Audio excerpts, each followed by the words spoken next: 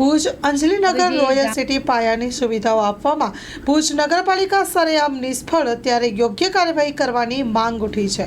Story report by કરણ વાઘેલા, ભુજ. મારું નામ સત્તાર માંજોટી છે અને અમે રોયલ સિટી અને અંજલિનગરની રજૂઆત કરવા માટે કલેક્ટર સાહેબ પાસે આવ્યા હતા. કલેક્ટર સાહેબ કોઈ વ્યસ્ત કારણના કારણે નથી મળી શક્યા, તો આરડી સાહેબે આવેદનપત્ર સ્વીકાર્યો છે.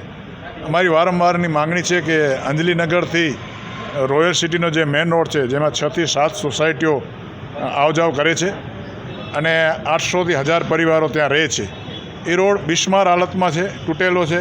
વારંવાર ત્યાં ગટરો બેસી જવાનું અને ગટરો વહેતી રહે છે. એ રોડ બનાવવા માટેની અનેકવાર રજૂઆતો થયેલ છે, પરંતુ ભુજના ચીફ ઓફિસરશ્રીને જરૂરિયાતવાળી જે રોડ છે એ બનાવવામાં રસ નથી. પણ જે આપણા યશસ્વી અને જેને કહેવાય કે કચ્છી સાંસદના જે મળતિયાઓ છે, એ રોડ એમનું એન્ટર રોડ છે, સારા રોડ છે, એને તોડીને સીસી રોડ બનાવી અને સરકારની તિજોરીને લૂંટવાનો જે પ્રયાસ થઈ રહ્યો છે, જે ભ્રષ્ટાચાર થઈ રહ્યો છે, એ ભ્રષ્ટાચાર બંધ કરવા માટેની અમારી માંગણી છે. કારણ કે સમગ્ર ભુજમાં આપ જુઓ છો ત્યાં કે જ્યાં જીવન જરૂરિયાત છે ત્યાં રૂપિયા નથી વાપરતા, પણ જ્યાં મળતિયાઓ છે એમના દ્વારા જે મળતિયાઓની જે રજૂઆત થાય છે અહીંયા રૂપિયા વાપરવામાં આવે છે.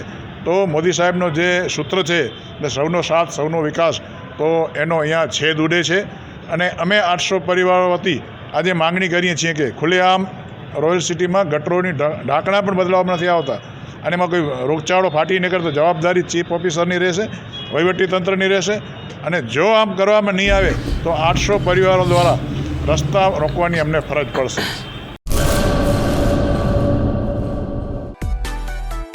માં motor driving, safe and sure driving.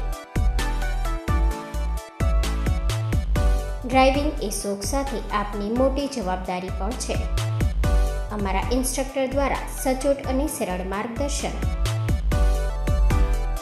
આપની રોજની તાલીમની માહિતી મેળવીને શું અધુરાશ છે એના ઉપર પૂરું ફોકસ કરાય છે.